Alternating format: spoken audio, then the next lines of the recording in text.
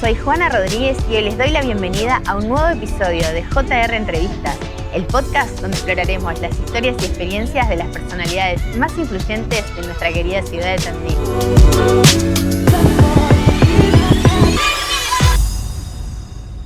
Bueno, bienvenido Adolfo a nuestro primer capítulo del podcast. Ante todo, gracias por participar y compartir con nosotros, que para nosotros es una alegría enorme poder tenerte acá.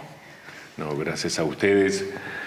Ya van varias veces que me invitás a estos desafíos, digo, a pensar desde una disciplina tan distinta como la inmobiliaria, como el comercio, y bueno, y poner la profesión ahí, la verdad que es un desafío y me encanta. Bueno, muchas gracias. Y ustedes son unas laburantes infernales, así que hay que apoyar ahí ese trabajo. Gracias. Y hoy la psicología, tu rama, es parte de la vida cotidiana para nosotros. O sea, hoy creo que todo el mundo hace terapia y ese mito del psicólogo para los locos, ya gracias a Dios, como que no sé qué opinas al respecto. A mí me parece, yo nunca tuve la idea, digo, de que desde que empecé a estudiar o desde que antes de empezar a estudiar también yo en esos años me analizaba en Buenos Aires, nunca pensé que todo el mundo tuviera que hacer eso. A mí me parece que la psicoterapia es un instrumento para alguien que en determinado momento de su vida, por alguna razón, se traba en algo. Digo, hay algo que no puede resolver. Digo, quedas como anudada en una indecisión o en una duda. ¿Qué querés estudiar? ¿De qué querés trabajar? ¿Si te querés mudar? ¿Si te querés casar? ¿Descasar? ¿Tener un hijo o no?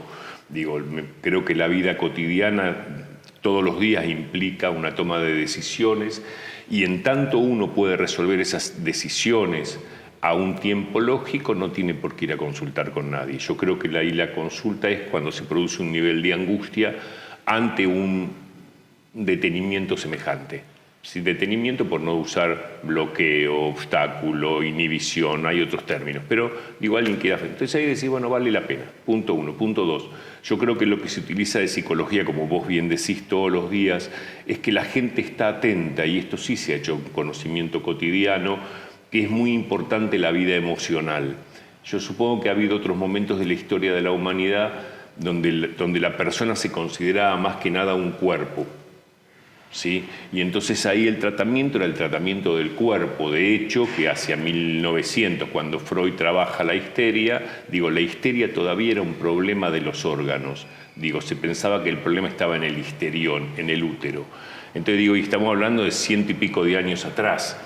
Entonces, me parece que la psicología ha ganado lugar y hoy cualquier persona, sin necesidad de haber pasado por la academia, sabe la importancia que tiene su vida emocional. Por eso vos, teniendo una inmobiliaria, no solamente llamás a gente que apila ladrillos, decís, quiero hablar con alguien que venga de la sociología, quiero hablar con alguien que venga de la historia, o recién como conversábamos con las amigas fuera de cámara, el tema de la importancia que tiene el recorrido por una ciudad, lo urbanístico, la ciudad amigable, por qué cordones en las aceras o no, por qué rampas, por qué la accesibilidad para el viejo. Bien. Eso tiene que ver con la psicología. Usaste la palabra la toma de decisión. Y hablando de eso, ¿qué te llevó a tomar la decisión de estudiar psicología? Hubo dos hechos interesantes. Uno era en cuarto año del secundario, cursamos psicología. En la escuela donde yo asistía, en cuarto año teníamos una materia que era psicología. Yo venía hasta el momento entre medicina y derecho, pensándome, ahí estoy hablando de un chico de 15 años, venía pensándome entre esas dos profesiones. Incluso recuerdo haber charlado con mi padre de esas profesiones y mi padre muere a mis 14 y pico. Así que hacia los 14 y pico, 15, estaba entre esas dos cuestiones. Más luego, cuando curso psicología, no era esto, era esa carrera, me encantó esa materia. Y después, poquito después, una prima mía, mi prima mayor, hace psicología. Y entonces charlaba con ella de qué es lo que ella estaba viendo en la universidad. Y ella me contaba cosas y me mostraba test y me mostraba las cuestiones que... Así que bueno, me resultó muy lindo. Y bueno, y nada, y se tomó la decisión, fui, me inscribí y cuando terminé el secundario empecé la carrera y lo que también recuerdo muy fuertemente es el primer día de ir a cursar cuando yo salgo, cuando entro a la universidad y cuando salgo. y había cursado justo una psicología general, que es una materia muy específica, muy bonita, así que la primera cuestión es al entrar a la universidad decir, wow, estoy acá, ¿no? Como uno había llegado a la universidad.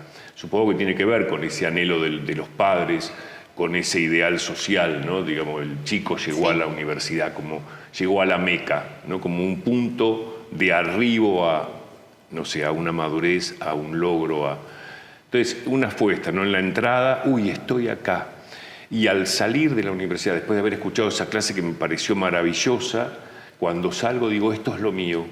Y salía con una felicidad, esto es lo mío. Qué lindo poder sentir eso, Y ¿no? eso quedó, digo, tiene una nitidez, me acuerdo de ese momento, tiene una nitidez, se ve que fue impactante para el joven ese momento y quedó, sí. ¿Y sí. recordás cuándo fue la primera vez que dijiste, con mi profesión ayudé a alguien? ¿La primera vez que atendiste a un paciente o...? Eso está siempre. Digo, yo supongo que la atracción por una profesión tiene que ver con cierta puesta de causa de vida. Digo, vos cuando me invitaste al programa, te voy a expoliar, como dicen ahora, cuando me invitaste al programa me dijiste, usaste dos términos. No, porque tenemos que ver esto, viste, de cómo es el tema de la venta de casas, porque para poder armar un hogar, entonces digo, wow, la casa y el hogar. Vos sabés que quien te compra una casa quiere armar su hogar. Sí. Y entonces digo, no, uno sabe que hay otra vuelta para eso. Entonces yo creo que en esto de la psicología es lo mío, también debe haber estado por algo también la medicina, la elección de medicina antes. Tiene que haber algo de esto, de lo que vos podés hacer en relación a otro. Que eso también vuelve, es la satisfacción que uno tiene, diría el evangelio de ser útil, ¿no? Que es el servicio, es como una de las cualidades mayores que se puede aspirar en la vida, que es, bueno, has venido para servir, digamos, no solo para servirte, digo, no es solo uno pasa por acá para servirse a uno mismo, en una cosa egocéntrica, en una cosa narcisista, no, que el goce de uno esté puesto también en el acto de servicio, ¿no? Como podés pensar, no sé, una Teresa de Calcuta, un Gandhi, ¿no? Digo, nadie duda que ellos deben haber gozado de sus vidas, pero el goce de esa vida también estaba puesto en el servicio, ¿no? Esto de poder servir y ser útil. Y eso vos lo tenés desde donde vos quieras. Vos podés ir a limpiar casas, o podés dar clases, o podés vender casas, o podés vender carne en la carnicería, digo, y esa otra cuestión está, ¿no? Entonces, si yo hago lo que hago, y lo hago con una intención de bien para el otro, o la única intención es beneficiarme yo. Entonces hay una señora que se dedica a tejer suéter y cuando teje piensa en lo apretado del punto, en la calidad de la lana que compra, en a quién va a abrigar, si eso es para un bebé o es para una persona mayor, y entonces espera dar lo mejor. Y otro, en cambio, compra la peor lana, la peor porquería, lo teje para la miércoles y lo ve, porque lo que le importa es, digamos, tener un dinero, y le importa nada en qué lugar deja al otro. Y al otro lo dejó en un lugar horrible, en un lugar de desconsideración, de ignorancia. Entonces yo creo que estas cosas que nos pasan en la comunidad, como el permiso, el por favor, el gracias, tiene que ver con un reconocimiento del otro. Qué lindo. Entonces, cuando vos me decís si está, cuándo uno sintió, y en todo momento, yo tuve, no sé si es, bueno, nada, el azar de los primeros pacientes que atendí eran pacientes graves. Digo, precisamente la primera paciente que vi en mi vida era un caso de psicosis, era un cuadro grave. Yo venía haciendo ya hospital, tenía 2 años de hospital, de prácticas hospitalarias, además de la carrera, así que ya había un fogueo, había muchos años de análisis personal. Tenía supervisión, digo, quién era el profesor que iba a mirar mis primeros pasos, que eso es un requisito en la profesión. Y entonces digo, no era un caso sencillo. Entonces realmente ver que uno podía trabajar ahí y decir algo que al otro le sirviera para ordenar y para salir de una situación, llamemos, de confusión, de angustia, la verdad que fue pronta. No es que me resultó frustrante la profesión, no que uno tenía un instrumento que no podía utilizar por lo que fuere, o porque no tenía trabajo, o porque no veía los resultados en el trabajo. Entonces tuve trabajo y vi resultados, y bueno, y esto fue muy gratificante y sigue siéndolo. Qué lindo. Es un verso escucharte, porque realmente Sí, se nota que lo tenés en la sangre, sos un apasionado de lo que haces. ¿Sabes, en Adolfo, realidad me que pasa con toda la vida. Digo, mucho con la profesión, pero digo, tengo una conexión con la vida donde todo me parece importante. qué lindo, ¿Entendés? ¿eh? Es poco, no sé, tendría que pensarlo mucho, algo que te diga, no me parece importante. De última entiendo que tal vez no sea importante para mí, pero es importante como hecho cultural. Suponte, no me atrae el ver deportes. Y lo he pensado, yo digo, qué maravilla un domingo a la tarde, por ejemplo, irme a la cancha y pasarme toda la tarde del domingo gritando en la cancha apasionado. Ahí va. Y sería maravilloso, pero no lo tengo, no me mueve nada, no lo miro el deporte y digo, mira, vos patea la pelota, tira la pelota, no, me aburre. Pero puedo entender la importancia que eso tiene para otro, por eso digo, envidio esa pasión. Decir, mira qué lindo, mi amiga Elena siempre dice, tengo miedo de morir aplastada por una tarde de domingo, ¿no? Como que el domingo es un momento, bueno, pues esta gente que puede ir a la cancha y disfrutar de eso no va a morir aplastada, tiene una gran pasión. Mira, esto que, Digo, aún no teniéndola yo directamente, puedo reconocer la del otro. que viene, esto Vos, que hablas de tu amiga Elena, sí, dijiste, me hizo acordar una frase que leí de Albert Camus, que dice, los hombres mueren y no son felices, ¿no? Como hay una búsqueda de la felicidad constante, ¿no? ¿Qué opinas con respecto a ella? Camus ha dicho cosas maravillosas, maravillosas. Es un escritor que escribió en la toma nazi en Francia. Él vivía en París y cuando los nazis toman Francia, él escribe y escribe cosas maravillosas, sobre todo cuando propone una sociedad de amigos. Él dice que es imposible vivir en una comunidad que no sea una comunidad entre amigos, que si no el mundo, si no logramos crear una comunidad de amigos, el mundo no sería más que una inmensa soledad, dice él. Lo que me trae como asociación es tal vez el caso más claro que he visto en ese sentido es precisamente un señor de 60 y algo de años que en la primera consulta él dice yo no sé cómo llegué hasta acá. Vale decir, vivió una vida ajena. Él siente que trabaja en algo que no tiene nada que ver con él, que vive con alguien a quien no ama y que armó una vida que no le es propia. Entonces vos me decís ser feliz. Ser feliz tiene que ver con el encuentro con un deseo. Ser feliz tiene que ver con que vos tuviste una causa y saliste a perseguirla y alcanzaste algo. Y entonces cuando uno alcanza esto, ahí se produce la satisfacción. La satisfacción es lo que tiene que ver con lo que nosotros llamamos la felicidad. La felicidad es un término que representa varios otros sentimientos, ¿sí? Tiene que ver con la alegría, tiene que ver básicamente con la satisfacción. Entonces, no puede haber satisfacción, ahí no hay cero satisfacción. Hay un sujeto que vive una vida ajena y dice, yo no sé cómo llegué hasta acá. No estaba él, no estaba ahí, no estaba en esa vida, esto que decíamos de la decisión. Tal vez sirve el ejemplo para plantear Sí, obvio. la consonancia con Camus. Y algo que me resonó que dijiste, el deseo, o sea que el deseo nos mantiene vivos. Para el pensamiento occidental, el deseo es la causa de vida, el deseo es el motor. En la depresión vos lo que ves es alguien, una señora, un señor que ya no quiere nada.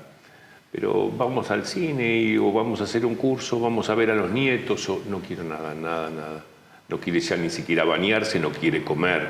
Y en el máximo grado de esto es la melancolía y lo único que hay es, el único deseo que hay es morir. El único deseo, no hay deseo de vida. Entonces, la ausencia de deseo se asimila a lo mortífero, a lo desvitalizado. El deseo te pone en la vida. Quiero criar a mis hijos, quiero vivir una vida mejor, quiero viajar, quiero estudiar, quiero hacer un curso, quiero tener un amigo nuevo, quiero enamorarme nuevamente. En tanto hay deseo, Metas. hay causa de vida para los occidentales.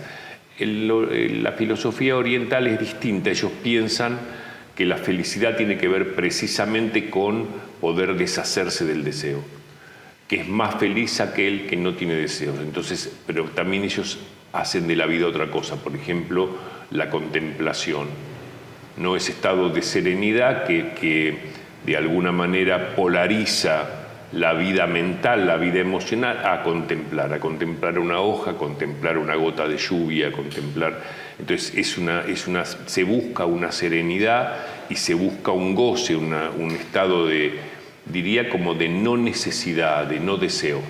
y encuentran en ese formato, diríamos, no sé si la felicidad, no sé, para nosotros es raro de pensar esto.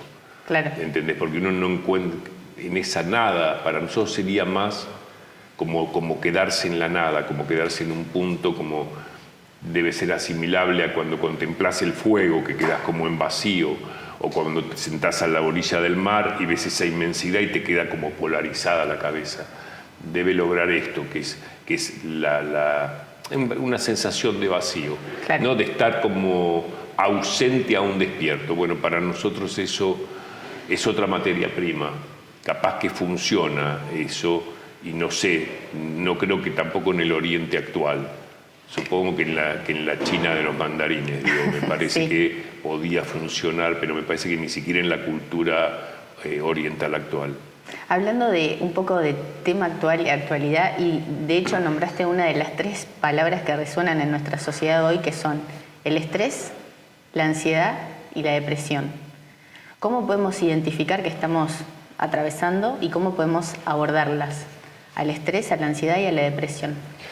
Primero, si se trata de identificar cómo lo identifica uno, porque se siente mal. Lo que hay es un estado de malestar. Digo, cuando vos estás en armonía, digamos, en armonía quiere decir hay una causa de vida, hay unas razones, y vos sabés por qué camino vas y vas dando tus pasos, y a veces se logra más, a veces se logra menos, pero uno va encontrándose en ese andar de la vida. Lo que hay es esto, satisfacción, tranquilidad, armonía. El estado de cuando aparece la angustia, ¿no? Hay un estado de dolor, cuando aparece esa intranquilidad que provoca la ansiedad. ¿Sí? ¿La angustia y la tristeza es lo mismo? ¿O? No, son todas cuestiones diferentes. La angustia es dolor psíquico. La angustia es dolor psíquico. La ansiedad tiene que ver con un sentimiento de peligro. La ansiedad se provoca, es un estado de intranquilidad, de inquietud ante la presunción de que algo malo va a ocurrir. Para que se entienda el ejemplo podría ser cuando vos tenés a alguien muy grave en una terapia intensiva. Lo que hay ahí hay algo de dolor, pero sobre todo un estado de ansiedad. No podés dormir, hay una inquietud, vas, venís, no podés comer, porque algo malo va a ocurrir. La persona fallece. Y los deudos, las familiares te dicen, qué barbaridad, me siento aliviado. Y lo sienten con culpa, porque parece como, no hay ninguna culpa. El tema es, lo que se alivió fue la sensación de peligro, ahora solo queda el dolor, ahora solo queda la angustia. Ya no hay peligro, ya más nada malo va a ocurrir, ya ocurrió lo malo. Esa sensación del peligro, de lo que va a pasar, es tremenda, eso es la ansiedad. Que en general lo que provoca es esto, no solamente un sentimiento de inquietud, sino en la mayoría de los casos hasta trastornos del sueño, ¿no? Esto de no poder conciliar el sueño o despertar, pero eso es una amenaza. Entonces, la ansiedad tiene que ver con esto, la angustia es dolor, la tristeza es un momento, ¿sí? Es un instante, es un rato, y tiene que ver con un hecho concreto. Hay un tono bajo anímico, hay un estado de bajo ánimo, posiblemente provocado por algún factor. Hay algo en la vida que no está funcionando bien y provoca esta situación de tristeza. La depresión es un estado mayor. La angustia puede ser, muchas veces alguien llora y entonces la gente dice, está deprimido, hay que medicarlo o hay que mandarlo a terapia. Y no es ninguna depresión, la persona está llena de deseos, sencillamente hay un dolor. Dolor es duelo, dolor siempre viene vinculado a una pérdida, la que quieras. El dolor no viene vinculado a otra cosa. Te duele que tus hijos se pusieron grandes y se van de casa, te duele que tu nena se casó y ya no va a vivir más con la familia, te duele que los chicos se van a estudiar, te duele que la mujer que vos amabas dice que no te quiere más, te duele que se te murió tu papá, te duele que se te pone viejo el cuerpo, te duele que las rodillas ya no aguantan como antes, siempre hay una pérdida. El dolor es esto, emocionalmente algo duele a partir de que estoy perdiendo algo. Entonces yo creo que ahí negocia mejor el que puede encontrar un punto de equilibrio entre lo que se pierde y el seguir viviendo. Ni siquiera digo lo que se gana, Porque si no parece como que la ecuación tendría que ser, bueno, pierdo esto, pero gano esto otro, ¿no? Entonces quedo de vuelta equilibrado. A veces ganar solamente es la satisfacción de estar vivo. No necesariamente, bueno, no importa que se mueran mis viejos, pues total llegaron mis nietos. No es un cambio de ficha así. Alguien podría perder a sus papás y no tener nietos, y no es esa la ecuación. La ecuación sigue siendo la gratitud de estar vivo. Dijiste equilibrio, y hoy creo que todas las personas estamos buscando eso, ¿no? El equilibrio entre la vida personal y la vida profesional. En un mundo donde todo tiene que ser perfecto, las redes sociales, el éxito profesional. ¿Qué consejos nos darías para poder abordar esa situación de encontrar el equilibrio en la vida? Freud decía que todo exceso guarda el germen de su autodestrucción. Vale decir, por exceso o por defecto, algo que es de más o algo que es de menos tiende a destruirse. Entonces el equilibrio tiene que ver con eso, con la moderación, tiene que ver con cuánto de qué es posible, y cuánto es necesario. Entonces decís, bueno, ese equilibrio lo podés lograr cuando tu señora te dice no te quiero más, me quiero separar, y entonces algún loco no le da más que para empezar a las trompadas o meterle un tiro. Entonces eso es un exceso. Se le escapó de las manos, se fue a eso que podrías llamar amor, que es un exceso de amor o un mal amor. Digo, lo otro es un objeto propio. No, el otro no era un objeto propio, el otro era un objeto de amor. Y está en tanto el otro quiere y te ama. Entonces la moderación ahí es poder aceptar hasta dónde se puede, ¿sí? Y también es poder, por eso decía, hasta dónde podemos, pero también hasta dónde se necesita. También pensar que si ella no te quiere más, vos podrás hacer otra cosa de tu vida y no necesitar más de eso. Yo creo que ahí aparece ese exceso donde alguien cree que sin eso no puede vivir o que eso le pertenece todo. Digo, hay un exceso. Como por ejemplo hay un exceso en el amor a los hijos cuando preferís inhibirles una carrera y que se queden en la ciudad y no, mejor estudia esto que lo tenemos acá y no te vas a... porque siente que no podría vivir sin la presencia diaria de ese hijo. Entonces digo, a veces comemos de más o creemos que necesitamos mucho más de lo que verdaderamente es necesario, incluso atravesando el límite de lo posible, no desafiando ya lo que no es posible. Y entonces incursionamos, por ejemplo, en el delito, ¿no? En esto de presionar a alguien para que se quede cuando no se quiere quedar, o torcer la decisión de otro, o apropiarme de lo que no me corresponde. Entonces, yo creo que esa armonía a mi gusto tendría que ver con ese equilibrio.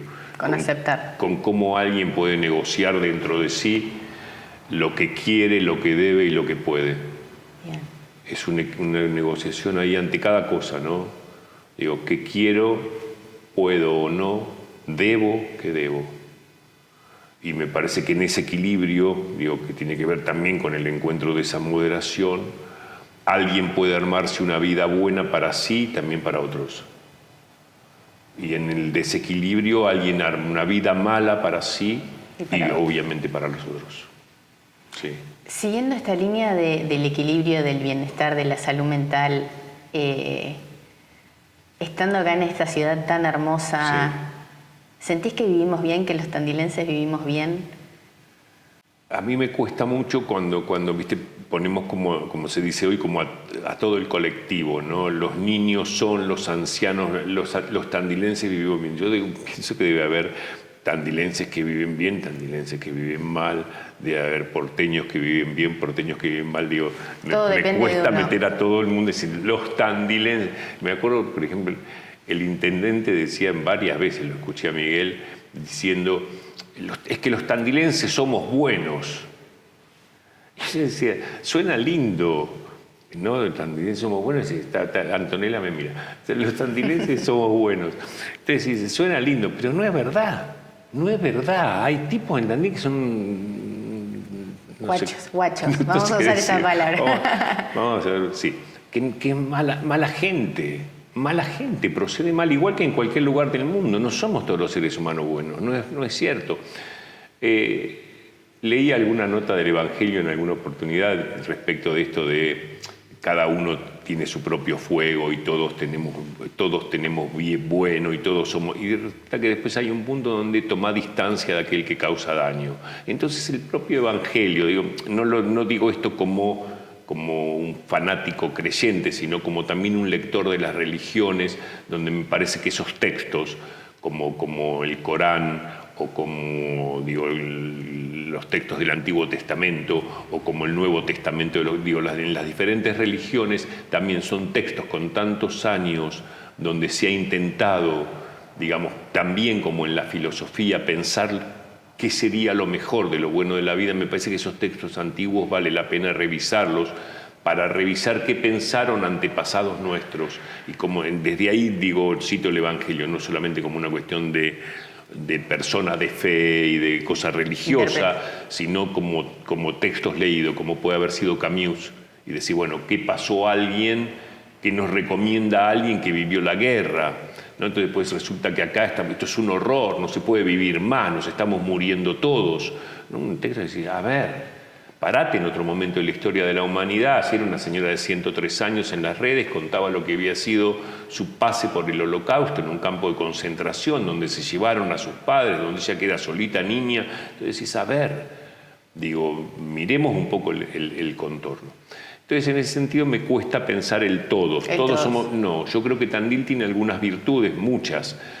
Primero tiene una geografía impresionante. La naturaleza. Claro, la geografía es magnífica. Digo, la historia de un lugar con relieve no tiene nada que ver con lo plano en cualquier lugar del mundo. Esa es una cuestión que es muy atractiva. Y luego, que ha tenido históricamente una economía mixta. Entonces, aún en los peores momentos del país, en términos económicos, Tandil ha tenido siempre un área que se mantenía activa. De última eran los sueldos fijos, porque también había mucho personal en el Estado, desde la base aérea con sus militares, la gente de educación, el poder judicial, digo, aún flaqueando otras áreas como podría ser el agro o la industria, ¿sí? lo que fue la metalmecánica en su momento, bueno. Entonces siempre tuvo alguna pata de actividad, luego la universidad, con venida de tantos jóvenes, la tecnología ahora. La tecnología ahora. Entonces digo, siempre tuvo, entonces esto ha dado, hay una geografía macanuda y hay una economía dinámica y productiva, entonces me parece que esto le da unos dones a la ciudad. De todas maneras no podemos negar que avanzó la droga, que avanzaron los niveles de violencia, que creció de una manera, digamos, exponencial y que entonces la gente se queja por la falta de seguridad en la calle o por la falta de servicio, o bueno, digo, también hay situaciones, también hay desempleo como en otros lugares del país, digo. Entonces, me parece que en términos generales, adhiero contigo, es una ciudad benévola. Es una ciudad que ofrece buenas condiciones de vida, a diferencia de otros lugares. Y a la calidad de vida. Sí, sobre todo es esto más abre a posibilidades. Es decir, bueno, hay posibilidades de trabajo, hay posibilidades de generar cosas. Y otros lugares decís, ¿y qué hago? Abro un negocito y si somos los mismos, 150 habitantes de siempre y digo, no hay posibilidad, tenés que irte del lugar porque el lugar no te ofrece. Bueno, Tandil es atractivo, por eso la gente viene, porque todavía ofrece otras condiciones, otra calidad de vida y también porque de alguna manera ofrece la posibilidad. ¿Ves la cantidad de, no sé, zonas comerciales nuevas que se van abriendo? ¿Sí? O la cantidad de centros de salud que se van abriendo, o lo que quieras, digo, los estudios jurídicos, los estudios de arquitectos, digo, esto es innegable. Es una ciudad con una agilidad y un crecimiento importante. Se supone que esto tiene que ver también, como vos bien decís, con la felicidad. Digo, la gente vive bien. Sí, también debe haber algunos que aún no. Bien. Adolfo, para ir finalizando este podcast, ¿te animás a un ping-pong sin pelos en la lengua? Sí, claro. ¿Sí? ¿Breve? Sí, cómo no. ¿Buen ataque o buena defensa? No, buena defensa. ¿Libro o serie? Libro. ¿Viaje al futuro o al pasado? Y un poco. Sí, al futuro contemplando el pasado. Te quedaste ahí, ¿vale? No, porque es un ping-pong y no da para abrir, pero Viste que yo, cuando vos me haces preguntas, yo asocio libremente. La cabeza se me va para cualquier lado. Entonces, cuando vos me decís el pasado o el futuro, me acuerdo de hay una comunidad aymara en Bolivia que ellos dicen que el pasado está adelante y que el futuro está atrás. Porque el pasado es lo que te ilumina la vida y es lo que verdaderamente conocemos, y que el futuro es lo desconocido, entonces está ahí atrás. A diferencia de nosotros, que sentimos que el pasado pasó, está atrás y lo que viene. Entonces digo, me parece interesante esto, pensar que lo que nos conduce en la vida es nuestro pasado, porque vos sos toda tu historia. Sin esa historia, sin ese pasado, vos no eras esta, como yo no era este. Entonces digo, en ese sentido me parece que suena muy moderno. Ahora, no, lo pasado pisado, esto no existe, ya pasó, ya fue. No, lo que fue es lo que nos constituye como lo que... Entonces, la otra figura es que el futuro es como cuando conducimos un auto. Para poder avanzar hay que mirar por el retrovisor. Bien. Nos fuimos del ping-pong, No ahora pasa nada. ya pasa a ser relato. Seguimos. ¿Superhéroe o villano?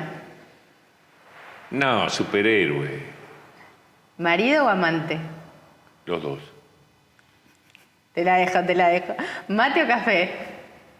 Mate. ¿Casa o depto? Casa. Y voy a agregar una, porque acá atrás de escena me están ahí picanteando, Dale. se dice. ¿Café con Milei o Cristina? Con todos. Sí. Con Milei, con Cristina, con Lunghi, Macri. con Iparraguirre, sí, con todos. Sí, sí. Me encanta, sí, me me encanta. parece Uniendo. que si en La realidad unión. uno tiende a decir rápidamente con quien vos tendrías más empatía. Claro. ¿No? Uno dice, bueno, es más fácil salir a tomar un café con quien tengo empatía y con quien sé que pensamos en común. Es cómodo, esto es lo que se dice hoy en día la zona de confort. Entonces salimos, cerramos, sí, tenés razón, yo pienso lo mismo, pero realmente también hay mucho crecimiento en la posibilidad del diálogo con ese otro diferente, ¿no? Y en la posibilidad de escuchar algo y de hacerse escuchar, porque si no, bueno, volvemos a una comunidad que no es de amigos, como decía Camus, es de enemigos. Entonces, ese otro piensa distinto, yo no me siento a tomar café, pero ¿y cómo vivimos después? Y bueno, la única salida es que nos matemos, que uno mate al otro, que es lo que tantas veces se ve. Claro. Digo, hemos llegado a un punto donde la gente, bueno, esto que se llama la cultura de la cancelación, es esto. Digo, vos ponés hoy en las redes, pero pasan cosas increíbles. Uno mira a veces con el comentario más ingenuo. Digo, salís a decir, qué bonita la mesa blanca. ¿Viste? Y salen 3 personas y dicen, vos sos una pelotuda que no tenés nada en la cabeza y ves en blanco. Entonces decís, wow, el nivel de agresión. Entonces yo, como ideal, me parece que el café es con todos. Porque nadie tiene que morir. A construir. Nadie tiene que morir en esto. Digo, es ver cómo logramos una armonía, y yo creo que el avance de esa cultura tendría que ver con la tolerancia, con la aceptación, con el respeto. Esto que la psicología considera como cualidades psíquicas superiores.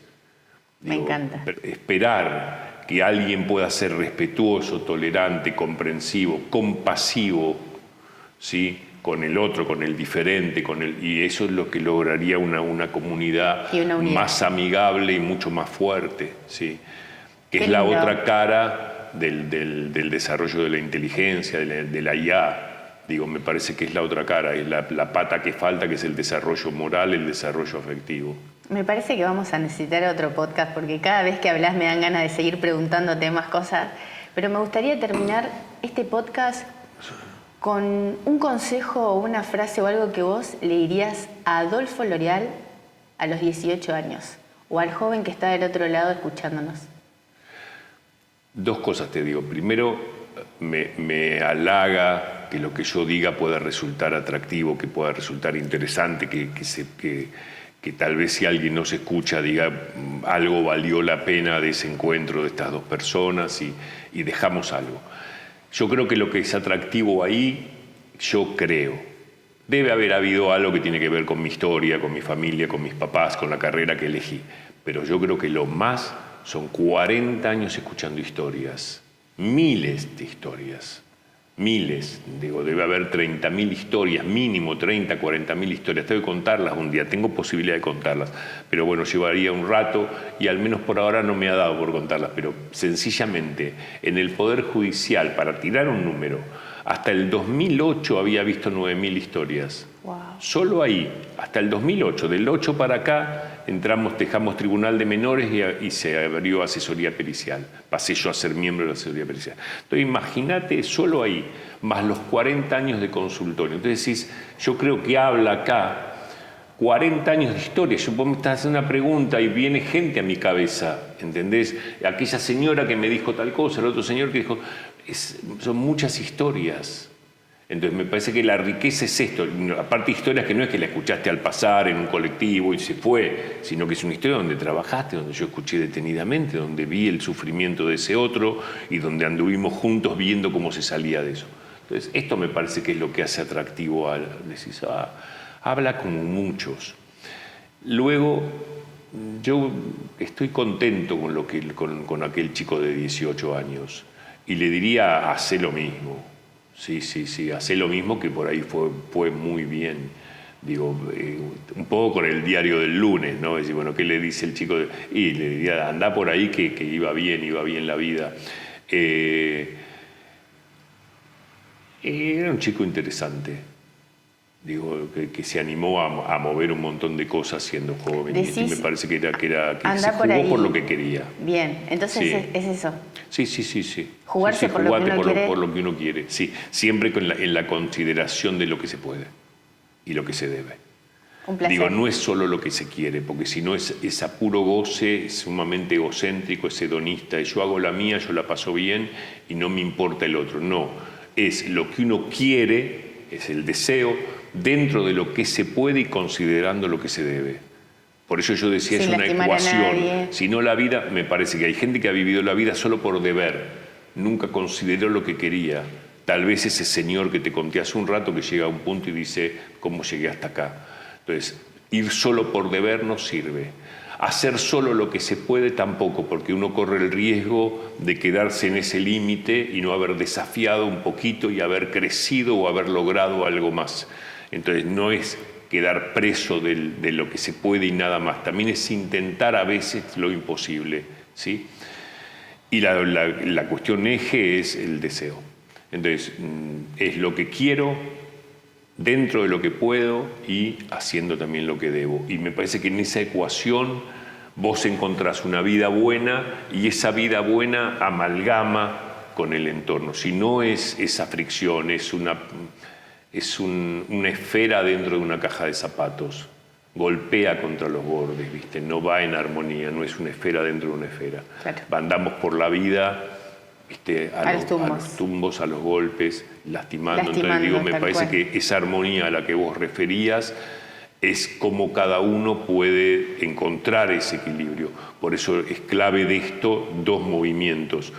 El autoconocimiento, el hecho de cómo te pensaste, qué tiempo te das para saber quién sos, y luego el mirar a tu entorno y decir, bueno, a ver qué pasa con el mundo en el que estoy. Y ahí se logra esto que vos decís tan bonito que tiene que ver con esa armonía. Qué lindo. Adolfo, para mí fue un placer tenerte en el primer podcast de Juana Rodríguez Entrevista. Para mí es un orgullo que Juana Rodríguez me esté invitando a hacer un primer podcast. Te quiero mucho. Sí. Y Antonella también. Sí, obvio. Que siempre la tenemos. Claro. Somos un gran equipo, Yo sé que es un gran equipo. Cuando tomes el café con Milei y Cristina, queremos estar con Antonella. Vamos. Y todo el equipo de Juana Cómo Rodríguez. no, qué bonito. Gracias, Adolfo, Dale, te quiero. Gracias.